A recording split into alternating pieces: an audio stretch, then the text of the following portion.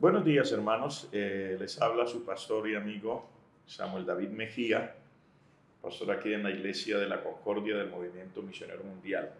Por causa de la situación presente en la que estamos envueltos, no solo aquí en la ciudad o en Colombia, sino en todo el mundo, hemos tenido diferentes charlas en espacios específicos y hoy queremos tener una de esas para que ustedes y yo seamos bendecidos, pero no necesariamente que estemos hablando desde un mensaje de la Escritura, sino que hoy tenemos con nosotros aquí a nuestro apreciado doctor Luis Alfredo Hernández, quien es médico, profesional de la salud con larga experiencia, ha trabajado aquí en Colombia, ha trabajado en México, ha trabajado también con la aeronáutica civil, ha trabajado en diferentes áreas y como él es un profesional con esa experiencia, él nos va a llevar hacia el tema que queremos tratar hoy, diciéndoles que de todas maneras algunas de las cosas que se digan son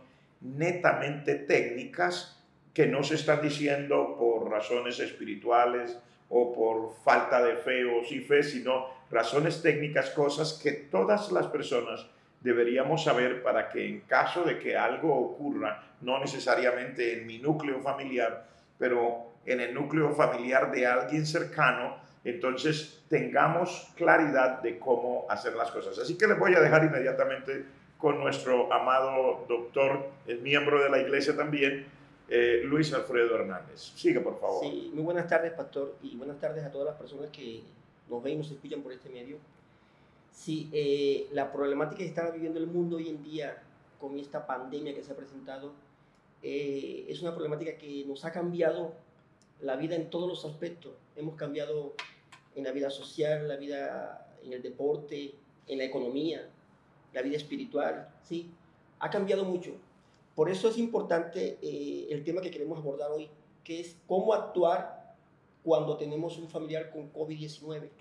Nosotros somos conscientes que no estamos exentos. En cualquier momento se nos puede llegar a presentar en nuestra familia, en nuestro hogar, alguien que se infecte, alguien que se contagie, y debemos prepararnos o debemos tener presente qué debemos hacer en caso que se nos presente alguien con COVID-19. Sí, una pregunta, doctor, solamente para la aclaración delante de las demás personas. Cuando usted dice COVID-19, ¿se está refiriendo al mismo virus que está causando los problemas hoy? Porque creo que la gente lo conoce con nombres diferentes. Bueno, sí. Bueno, el virus que produce esta enfermedad, la enfermedad se llama COVID-19, ¿sí? ¿Quién la produce? La produce un virus que se llama el coronavirus. El coronavirus es un virus que pertenece a una familia de 9 virus. Entre ellos está el virus del SARS, el virus del H1N1 y el coronavirus. El virus en sí se llama coronavirus, tiene forma de corona, de ahí su nombre, y produce una enfermedad que se llama COVID-19, así la declaró la Organización Mundial de la Salud. Entonces, cuando hablamos de COVID-19 nos estamos refiriendo a la enfermedad que produce el virus. Ok. Entonces ya con eso pues tenemos bastante claridad. Siga, por favor, doctor. Bueno, entonces, ¿qué hacer cuando nosotros tenemos un familiar con COVID-19 en nuestro hogar, cuando se ha diagnosticado? O peor aún, ¿qué hacer en el caso de que algún familiar de nosotros pueda llegar a fallecer por esta enfermedad? Quiero aclararle algo. No todo el que le da COVID-19, no todo el que se infecta con el virus va a morir. Solamente muere de un 3 a un 5% de las personas que se infectan. Eso quiere decir que de cada 100 personas que se infectan, solamente 3 a 5 personas son las que mueren. O sea, es muy pequeño. O sea que la cantidad de muertos realmente no es porque el virus mate a tantas personas, sino por la cantidad de infectados. De infectados, claro. O sea, si aumenta la cantidad de infectados de una manera muy grande, entonces comenzaríamos a ver una cantidad también de muertes. De muertes que serían de más o menos del 3 al 5%. Ok, doctor. ¿Sí? Sí. Bueno, entonces, para hablarles de cómo prepararnos, les voy a hablar un poquito, así rapidito, de cómo es el contagio de este virus. Este virus se contagia, o esta enfermedad se contagia a través de 3 formas. Una de ellas es el contacto cercano con una persona infectada. Cuando una persona está infectada y hay un contacto cercano que puede ser menos de 2 metros, ¿sí? la persona corre el riesgo de infectarse porque se ha visto que el virus puede brincar de una persona a otra. Eso es una forma. Otra forma es a través de las gotas de salivas que expulsa la persona infectada cuando habla en voz alta o cuando tose o estornuda. Una persona cuando estornuda bota sus gotas, se llaman gotas de Flügger en medicina, Flügger con doble G en medicina. Esas gotas pueden alcanzar una distancia de 2 metros. Si esas gotas llegan a la ropa de la persona o llegan a la cara de la persona y penetran por las vías respiratorias, la persona se infecta. De ahí la razón que es muy importante estar siempre aislados y no estar cerca de los unos de los otros, ¿sí? También se puede contagiar la persona al tocar objetos o superficies contaminadas y luego tocarse la boca, la nariz o pasarse la mano por los ojos. Nosotros tenemos la tendencia siempre de estarnos pasando la mano por la nariz, por la boca, ¿sí? Muchas veces una persona infectada estornuda y cuando estornuda esas gotas que contienen micropartículas que contiene el virus caen sobre superficies. Si una persona pone la mano en esa superficie, el virus entra a la mano o está en la mano y luego si se la pasa por la nariz o por la boca, la persona se va a infectar, ¿sí? De esa forma. Entonces, doctor, decimos aquí 3 maneras como se puede transmitir el virus, ¿verdad? Sí, y la señor. persona puede ser contagiada. Una, porque tiene un contacto cercano con personas que pueden estar infectadas. 2, porque a través de la persona infectada, cuando ellos tosan esas micropartículas que se expulsan, entonces pueden alcanzar una distancia y aunque no le lleguen a la cara a uno, podría llegarle a la ropa o a las cosas que están cerca. Sí, claro. ¿Sí? Y tercero, porque si uno toca algo que ya está infectado porque el virus está ahí, entonces eso permitiría que luego el virus que se pega de la mano, al pasarlo por la nariz, por los ojos o por la boca, se infecte. ¿Y por qué exactamente por la nariz, por los ojos y por la boca? Sí, porque las secreciones, más que todo de la nariz, el virus es bastante, o sea, séptico, o sea, el virus se pega fácilmente a ese tipo de secreciones. Sobre todo los ojos por la cercanía con la nariz y la boca por la cercanía de la nariz también. Aparte de eso, una vez que el virus está en la boca, él llega aquí a la garganta. Sí. ¿Sí? Llega a la garganta y de ahí puede pasar a la tráquea y a los pulmones. Sí. Bueno, hay una cuarta forma, pastor, que se ha estudiado últimamente y es la siguiente. Cuando la persona estornuda o tose o habla en voz alta, bota esas partículas de saliva, bota esas gotas de saliva. Algunas son muy pesadas y caen al suelo, ¿sí? Pero otras son muy livianas y quedan en el aire por espacio de 30 minutos, 20, 30 minutos. En ese ambiente, si el aire las lleva a otro lugar, puede infectar a la persona. O si una persona pasa en esos 20 minutos donde están esas partículas ahí esparcidas en el aire, también se puede llegar a infectar. O sea, dicho de otra manera, que cuando una persona infectada tose o habla fuerte o cantó, etcétera, entonces las micropartículas que la persona expulsó al toser o al hablar o al reírse se quedan en el aire porque son muy pequeñas y duran 20, 30 minutos y yo paso por ahí me podría infectar. Claro, sí. Básicamente cualquier persona tendría ese mismo problema. Sí, claro. Las más pesadas caen al suelo y las más livianas se quedan en el aire por espacio de 20 a 30 minutos. Quiere decir que también si el aire fluye hacia allá, entonces el aire podría arrastrar también. Sí, también. Esa es una cuarta forma de contagio. Ok, entonces siga, por favor, doctor. Bien, bueno, ¿cuáles son las personas que están, que corren más riesgo de infectarse? ¿Sí? Se ha visto que las personas que corren más riesgo de infectarse son los adultos mayores, personas de 60 años en adelante, y esta enfermedad puede infectar a cualquier edad, a cualquier persona. Las personas que están también con enfermedades pulmonares como con EPOC, enfermedad pulmonar obstructiva crónica, enfermedades cardíacas, con diabetes, con hipertensión arterial, son personas más sensibles a infectarse. Por favor, es que hay términos que ustedes los médicos usan que nosotros los pasajeros de a pie no sabemos describirlo bien. Entonces cuando usted dice EPOC, dígalo de nuevo despacio. ¿Qué quiere decir EPOC? Sí, enfermedad pulmonar obstructiva crónica. Enfermedad pulmonar obstructiva crónica. ¿Sí? O sea, estamos diciéndolo así despacio porque como esto lo están viendo, esto no es una charla para doctores, sino más bien es una charla de doctores para nosotros. Entonces nosotros que no tenemos toda la parte técnica, necesitamos oírlo despacio, que nos lo expliquen bien, para quedar con una mejor comprensión de lo que nos están diciendo. Gracias, doctor. Siga. Muy bien. Entonces quedamos que las personas con enfermedad pulmonar obstructiva crónica, o sea, el EPOC, con hipertensiones arteriales, con diabetes, con problemas que tengan que ver que tengan problemas en su aparato inmunológico, sí, son personas que son más sensibles a infectarse con el COVID-19. O si ya son infectados, más sensibles a volverse crónico o crítica su condición. Claro, a complicarse, ¿cierto? Bien.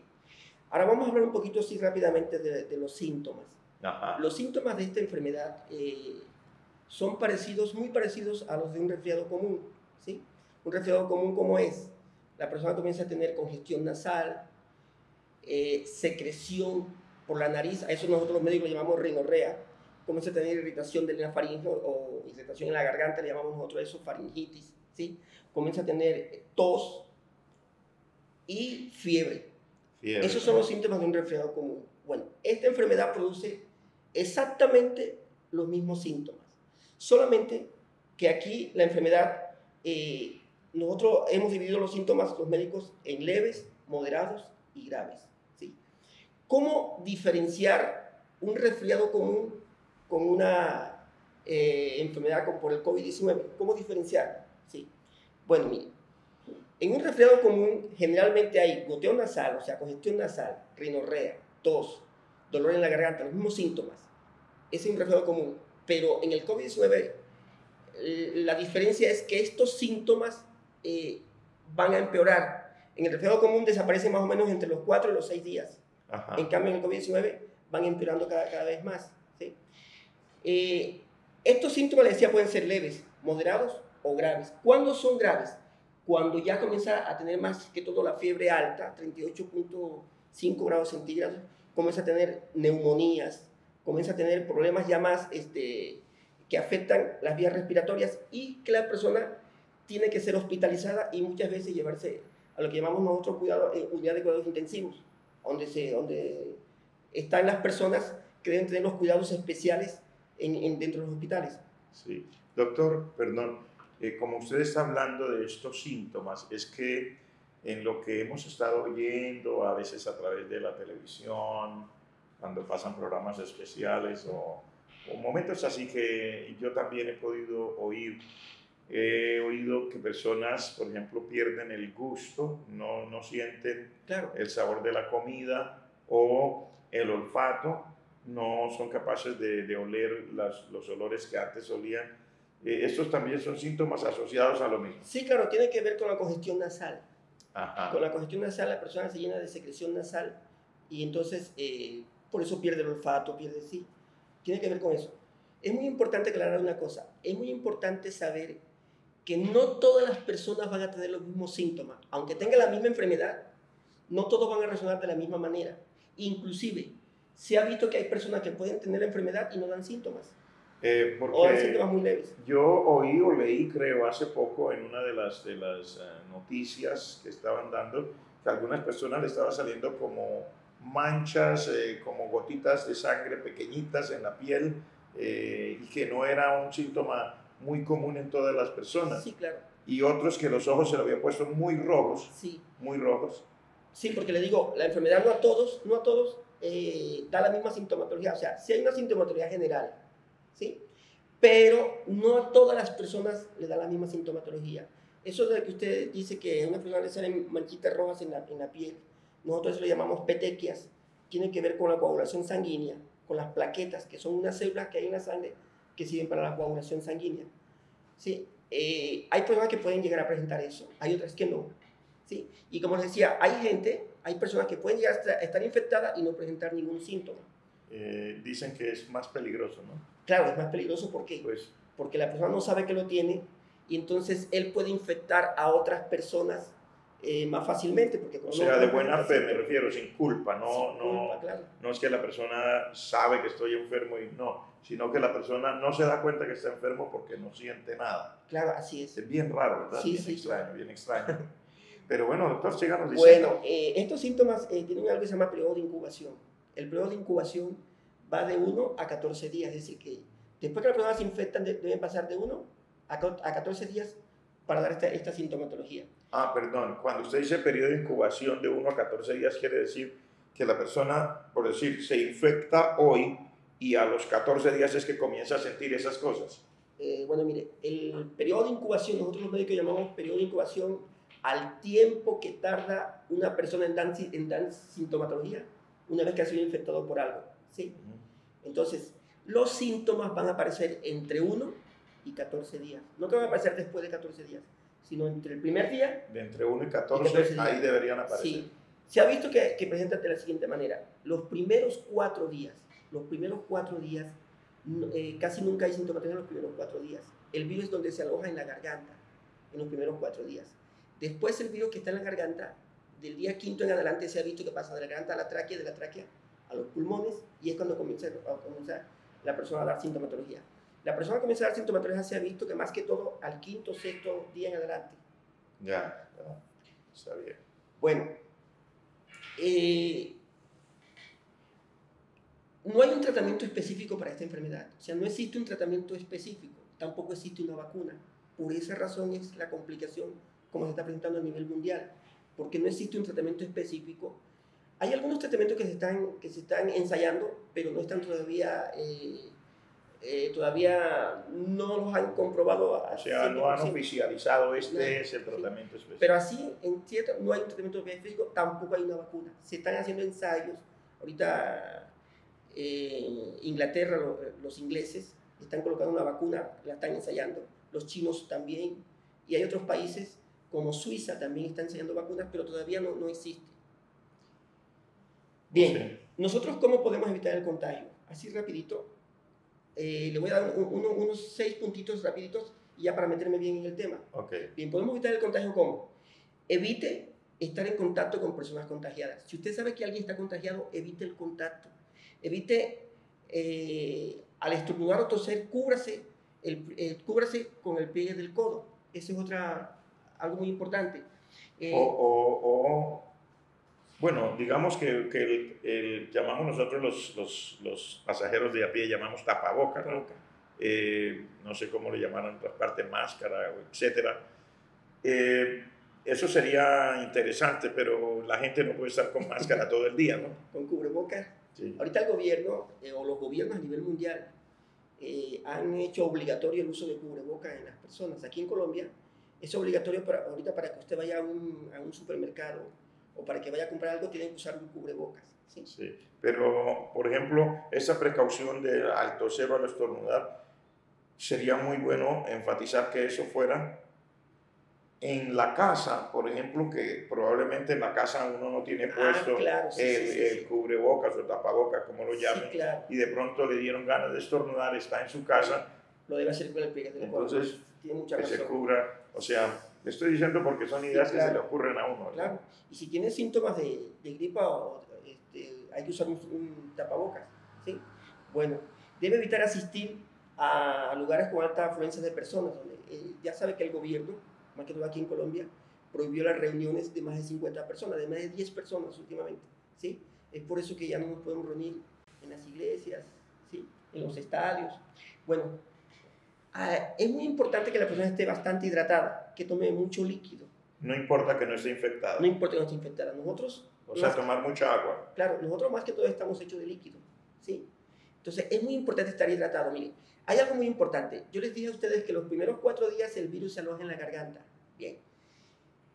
Si el virus está en la garganta y nosotros comenzamos a tomar agua, mucha agua, existe la posibilidad de que el virus se arrastre de la garganta hacia el estómago y ya no penetra en los pulmones, y en el estómago el virus se muere por el jugo gástrico del estómago, por los ácidos del estómago, y la enfermedad se puede curar de esa forma. ¿Sí? Existe esa posibilidad. Bien, es muy importante que se mantengan limpias las superficies donde nosotros ponemos las manos, ¿sí? Como las llaves, las cerraduras, las puertas, los muebles, ¿sí? Y dicen que artículos que uno toca muy a menudo, como el celular, claro, todo eso, el reloj, el teléfono, el teléfono fijo en la casa. Todo eso debe estar siempre desinfectado. ¿Con qué lo desinfectaría? Sí, bueno, hay muchas con qué desinfectarlo. Lo podemos hacer, por ejemplo, con cloro, lo podemos hacer con Barsol. Nosotros los médicos utilizamos algo que se llama Quirogel. Hay una solución que se puede hacer entre cloro y agua. Usted va a hacer en un litro, va a tomar 800 centímetros de agua y le pone 200 cc de cloro. De cloro quiere decir lo que nosotros llamamos límpido. Límpido, sí. Ajá. Límpido, Okay. sí. Le pone a 800 centímetros de agua, le pone 200 centímetros de cloro, ¿sí? Y es una solución que puede limpiar. O sea, para con eso limpiar las claro. superficies. En el mercado venden algo que se llama Barsol. El Barsol también es muy bueno para limpiar las superficies. Ajá. ¿Sí? Es muy importante tener las superficies limpias. También es muy importante el lavado de manos. ¿Por qué? Mire, el virus se ha comprobado que el virus, una vez que entra a una superficie, demora en la superficie más o menos entre 10 a 12 horas. Puede ser en la plata, en las monedas, por ejemplo, en la plata. Puede ser en las llaves, en las cerraduras. Demora más o menos de 10 a 12 horas vivo. En las manos demora entre 6 a 10 horas vivos también. En la ropa demora más o menos entre 10 a 12 horas vivo. ¿Sí? Inclusive en los zapatos. Una vez que nosotros expulsamos esas gotas de fluido o gotas de saliva que llevan el virus, la persona infectada, caen al suelo. ¿Sí? Si la persona con el zapato las pisa, ahí se le puede pegar y llevar al zapato. Y se ha visto que le puede demorar hasta 4 o 6 horas en el zapato. ¿Sí? Oí decir que el virus tiene, pues no sé si estoy en lo correcto, pero aprovechando su presencia, oí decir que el virus por lo general desaparece así de esas superficies duras, pero que en el cartón, o tal vez en el papel o el cartón, el virus puede demorar mucho más tiempo antes de morir. Sí, es muy bueno que la gente lo sepa. En el cartón y en el papel demora mucho más tiempo y también depende mucho también de la humedad. Se ha visto que el virus en la humedad resiste más. En el calor se ha comprobado que el virus tarda menos. En lugares, por ejemplo, como la Guajira, como el Cesar, ¿sí? El virus en el calor tarda menos. Pero si ese cartón o ese papel contiene humedad, es probable que el virus demore hasta 48 horas vivos en un lugar de eso. ¿Sí? Interesante. Bueno, es muy importante también que tenga su casa ventilada. Si ventile bien su casa, que esté corriendo el aire. ¿Sí? Eso es muy importante. Bien, pastor. Pero ahora a mí me gustaría hablar de cómo actuar, qué hacer cuando una persona tiene un familiar con esta enfermedad. O sea, ¿qué vamos a hacer nosotros? ¿Sí? Nosotros no somos, estamos expuestos, cualquiera de nosotros, a que se nos pueda llegar a presentar esta enfermedad. ¿Sí? Nosotros estamos viviendo en un mundo lleno de tantas cosas y no somos infalibles a esto, ¿verdad? Entonces, ¿qué hacer? ¿Qué decirle y qué no decirles a esos familiares? ¿Sí? ¿Qué cuidados debe tener no solo la persona infectada, sino también los familiares que conviven con él? ¿Cierto? ¿Cómo afrontar en lo peor ya, si llegara a fallecer un familiar? ¿Cómo afrontar ese duelo? ¿Qué decirle al familiar? ¿Cierto? Y aquí es donde yo les decía, ¿no? O sea, estas instrucciones no es necesariamente porque estamos esperando que a usted se le va a morir su familia, pero lo estamos diciendo porque son cosas técnicas que cuando uno las aprende o por lo menos tiene una mejor idea, también puede compartir con otras personas al cual podría pasarlo. Puede ser que no pase en su casa y es nuestra fe y nuestra oración que no pase en la casa de ninguno de los hermanos y ninguno de los que nos están viendo, pues, porque no necesariamente le deseamos el bien solamente a los que son parte de la iglesia, sino a cualquier persona que nos está escuchando. Es nuestro deseo que nunca sea así, pero aún si nunca es así, pero le llega a pasar a alguien que usted conoce, podría también ayudarle, ¿verdad? Claro. A cómo afrontar esa situación. Claro.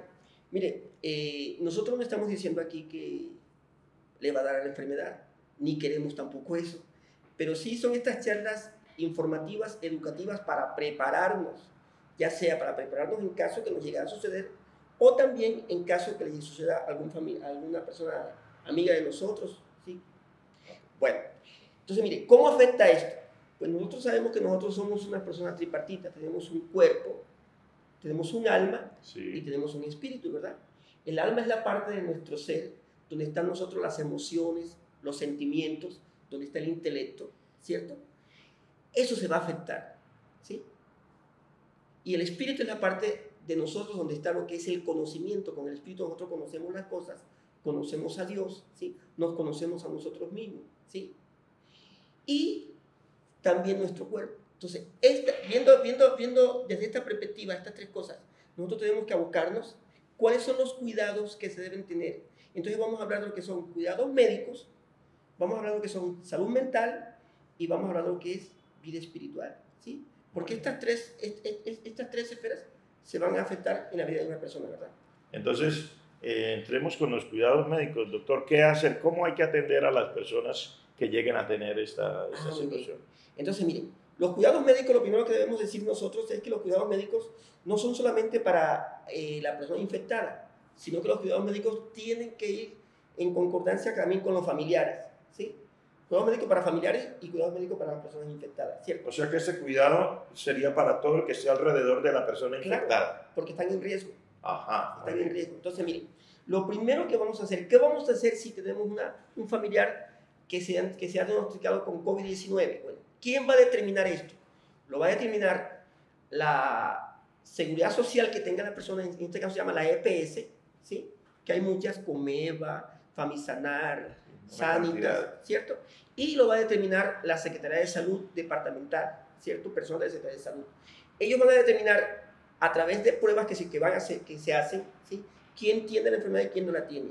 Y de acuerdo a la sintomatología que presente la persona, van a determinar si esa persona hay que hospitalizarla o si esa persona se va a su casa, ¿cierto? Entonces, en casa, ¿qué vamos a hacer nosotros con un familiar que tenga COVID-19? ¿Qué vamos a hacer nosotros en casa? Bueno, lo primero que se recomienda es que toda la familia, ¿sí?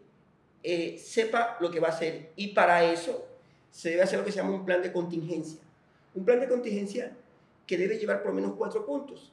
Deben tener una planificación donde se van a asignar tareas, es decir, van a planificar qué van a hacer con esta persona enferma, ¿sí? ¿Cuál es la habitación donde lo van a aislar? ¿Sí?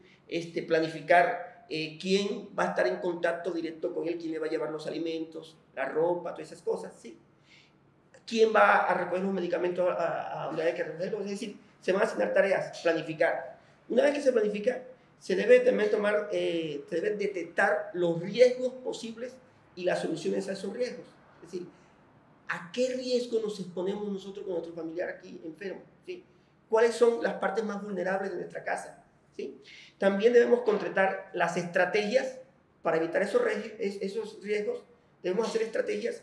Y este plan de contingencia lo deben conocer todos los familiares, por lo cual todos lo debemos leer, ¿sí? Y se debe divulgar entre todos los familiares. O sea, doctor, en otras palabras, que es supremamente interesante y necesario que la familia, o no incluso la familia, porque puede haber incluso en la misma casa otras personas que no sean familia, también, claro. Porque se da mucho en nuestros países. Recuerde Sí, que estamos en Latinoamérica. En nuestros países se da mucho de que algunas personas que, digamos, son 3, tienen una casa con 4 o 5 habitaciones, entonces otra persona más vive en esa casa y no es necesariamente familia. Claro. Entonces, que las familias, todos tienen que, repasemos eso, tienen que hacer una planificación. Claro. O sea, ¿qué es lo que se va a hacer? ¿Cómo se va a atender? ¿Quién va a ir a hacer tareas. cada cosa? Por ejemplo, que la medicina que le envíen, porque la persona está en la casa, la medicina tiene que ir a recoger, a comprar a alguien, claro, allá en la farmacia, ¿verdad? Que quién le va a llevar la comida, traer la comida, debería ser siempre la misma persona. Sí, claro. Entonces es importante, sí. Y por eso lo interrumpo. Por eso es importante asignar tareas. O sea, que el que recoja, si está una persona enferma en la casa y esa persona la aísla, ¿no? Porque lo oí decir eso, que la aísla quiere decir dentro de la misma casa la persona la ponen en cuarentena aparte, en una habitación. Sí, señor. Y allá en esa habitación, claro, solo él. Sí, claro. Solo esa persona. Sí, señor. Entonces, la misma persona es la que siempre le va a llevar la comida, por ejemplo. Sí. Dentro de los cuidados que se deben tener está eso. Debe ser, o sea, se van a asignar tareas. Y dentro de esas tareas, dentro de los familiares, debe asignarse a una persona que sea la que esté más en contacto con la persona infectada. Muchas veces en las familias no es, a veces tienen un solo cuarto para todos, o tienen 2 cuartos para 6 personas, ¿sí?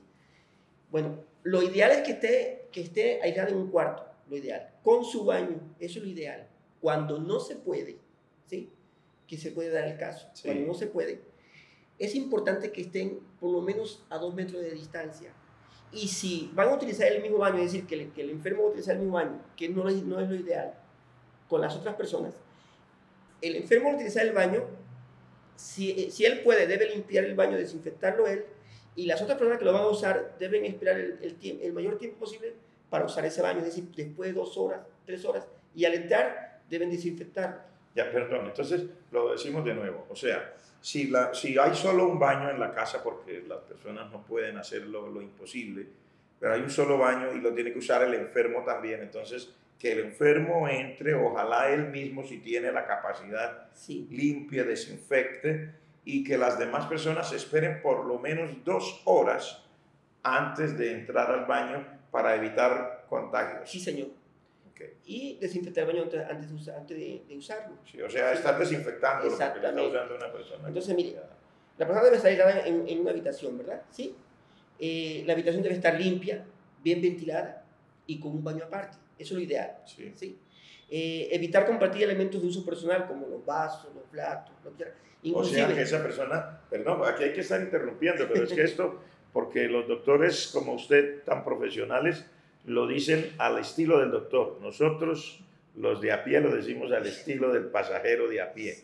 Me refiero, entonces quiere decir que hay que marcar el platico. Este es el plato de fulano, claro, este es el vaso de fulano, claro. este es el tenedor, el cuchillo y Sí, la señor. cuchara que usa fulano. O sea, lo pusieron aparte, realmente lo pusieron aparte. Es triste, claro, ¿no? inclusive si se puede utilizar vasos, platos desechables, es mejor. Sí. ¿Sí? Entonces, debe usar eso, ¿sí?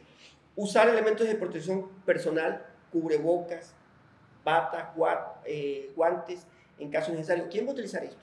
La persona que va a estar en contacto con el enfermo, ¿sí? Hay un kit. Quiero mostrarles. Sí, por favor.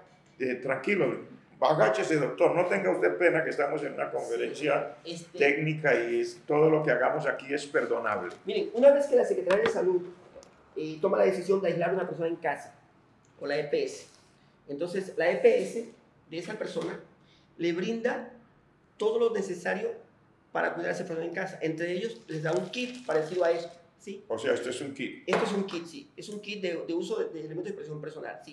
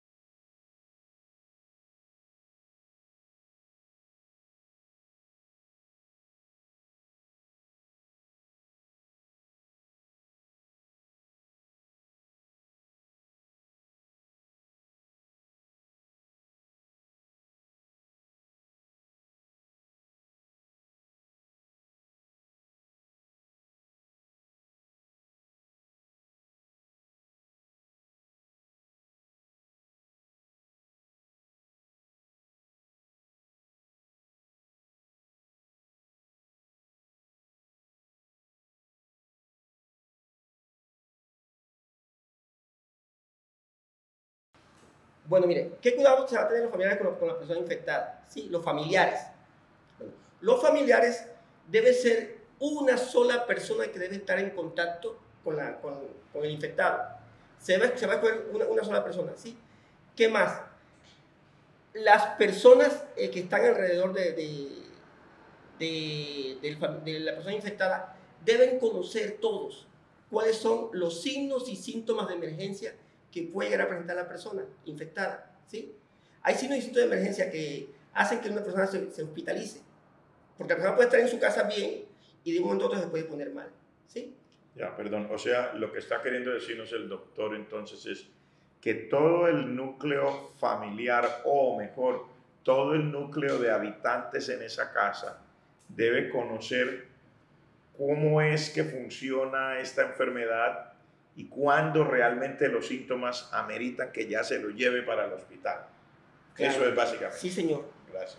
Bueno, brindar el apoyo básico a la persona infectada, ¿sí? Cuando darle su medicamento, cuando, qué necesita, cuando, o sea, todo lo que necesite, ¿cierto? Bien.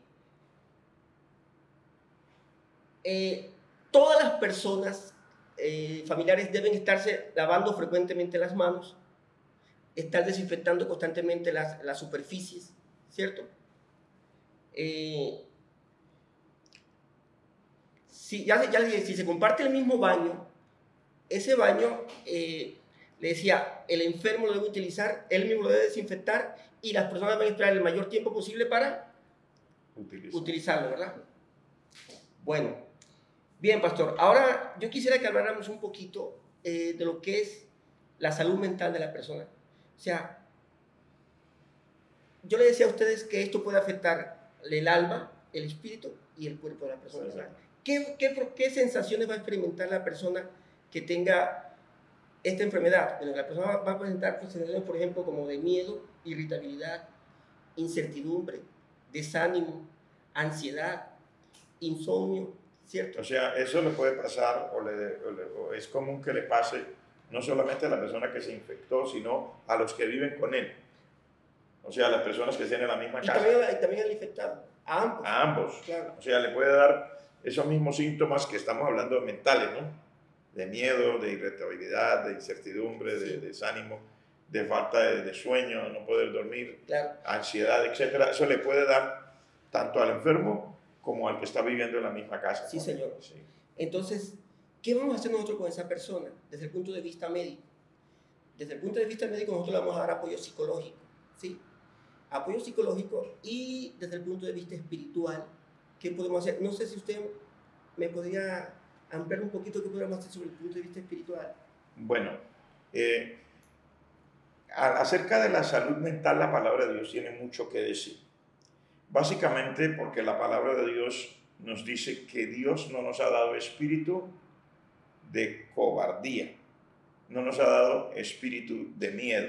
Si nosotros nos enfrentamos a una situación así como la que se está diciendo aquí, entonces la palabra de Dios vendría a ser, en términos, hablando así, su mejor terapia, ¿sí? Para que recuerde que la vida nuestra no es aquí en la tierra, que no es pasajera, que la vida nuestra es eterna. Estamos hablando para el que tiene a Cristo. Ahora, el que no tiene al Señor Jesucristo debe tenerlo, porque si no tiene al Señor Jesucristo, ahora sí que está en graves problemas. Pero cuando usted tiene salvación en Cristo, usted sabe que de todas maneras un día vamos a terminar nuestra jornada. Cuando digo terminar nuestra jornada es lo que la gente llama morirse. Pero yo no hablo de morirse porque tenemos vida eterna.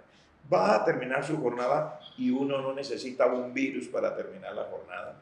Uno no necesita un cáncer para terminar la jornada. Uno no necesita un accidente para terminar la jornada. El día que la va a terminar, la termina.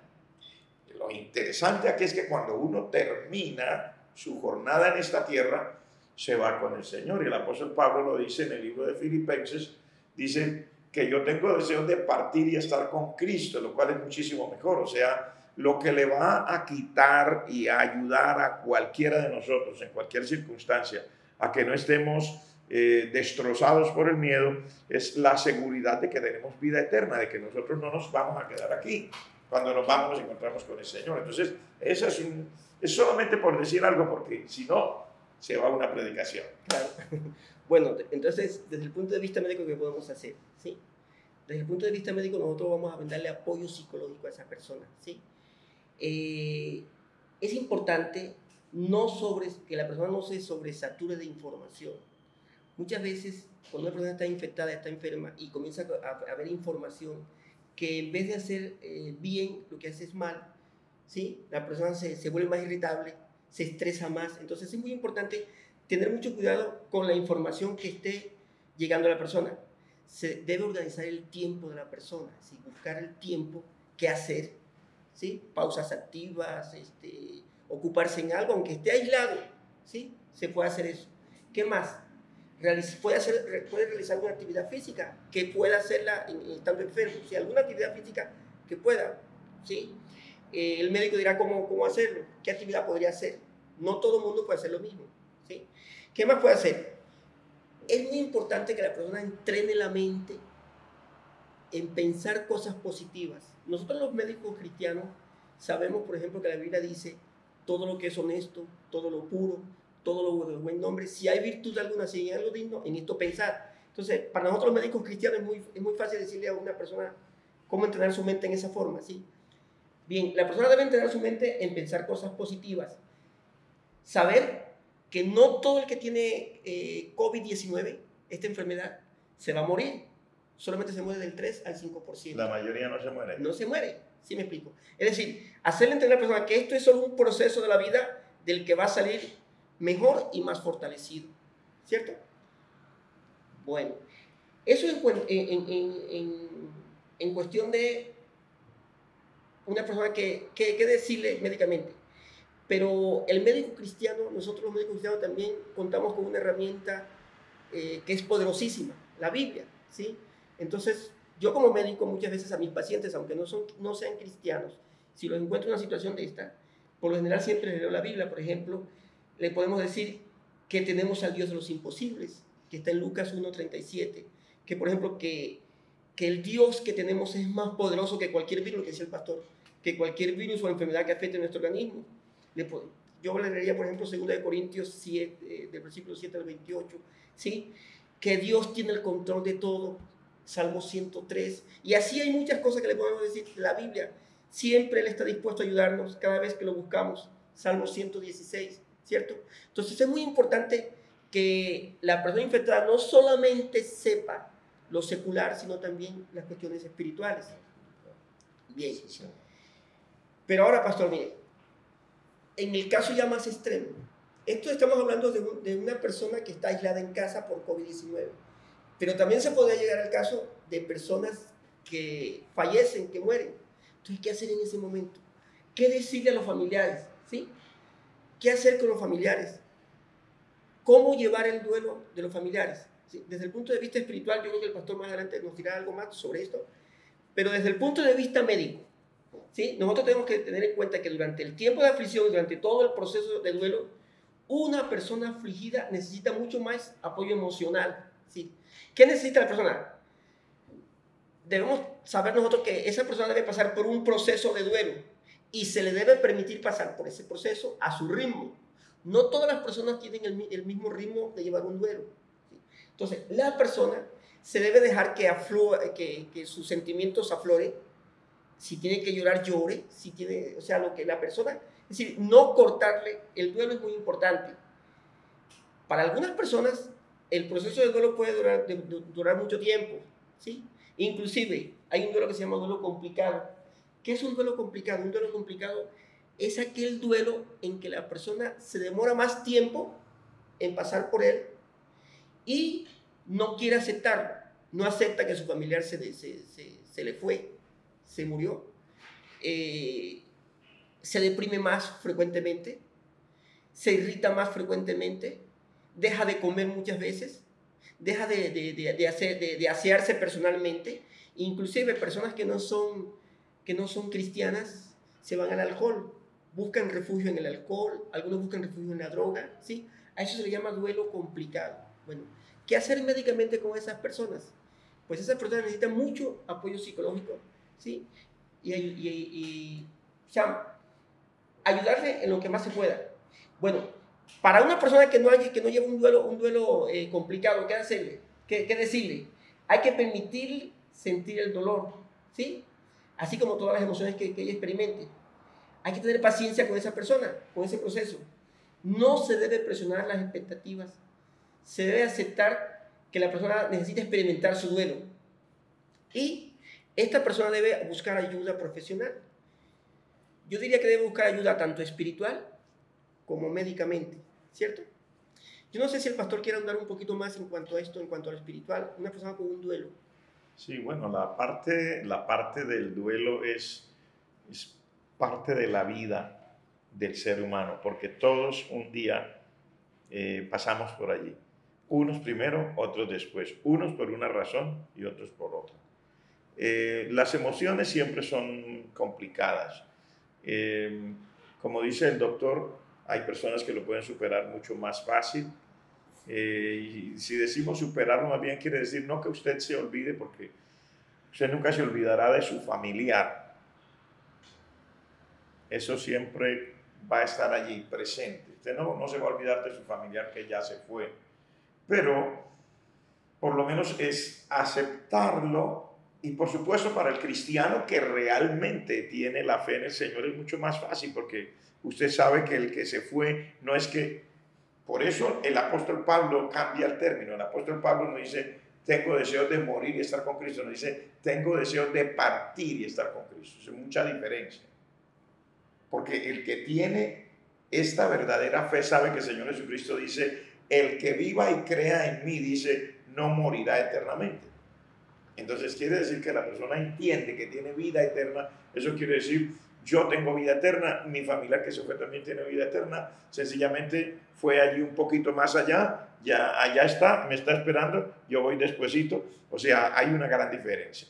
Ahora, las personas que no tienen a Cristo están muy complicados, porque el solo hecho de partir a la eternidad los asusta, porque el pecado ha hecho separación entre Dios y el hombre, y eso lo aterroriza pensar en una eternidad sin Dios, condenación. Entonces ahí habría una gran diferencia, doctor. Muy bien. Bueno, ya para terminar, y ya lo último, Sí. quiero dar unos consejos para una persona que se le haya muerto un familiar. Sí. ¿Sí? ¿Qué consejos médicos se le puede dar a una persona? Mire, lo primero es, trate de mantener su estilo de vida normal. No haga cambios importantes en su vida durante el primer año de su duelo. ¿Sí? No se tiene que cambiar de casa, no tiene que irse a otra parte. ¿Sí? Ocúpese de sí mismo, coma bien y haga ejercicio. La actividad física es una buena forma de descargar las tensiones emocionales. ¿Sí? Dese un descanso de su duelo. Usted debe pasar por ese proceso durante un tiempo, pero no necesita pensar en ello todo el tiempo. Es decir, eso tiene que pasar. ¿Sí? Y debe confiar pues, en Dios, buscar al Señor, que en Dios siempre hay respuesta para todas las cosas. Muy bien, mis estimados oyentes y televidentes, esto ha sido todo por hoy.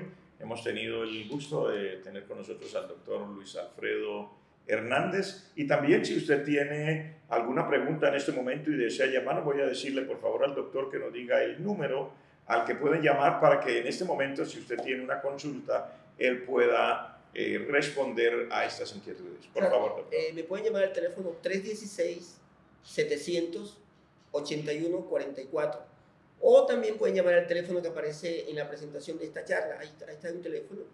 Ok, entonces de nuevo, dígalo un poco más despacio, doctor, y las personas anotarán. Sí, 316-700-8144.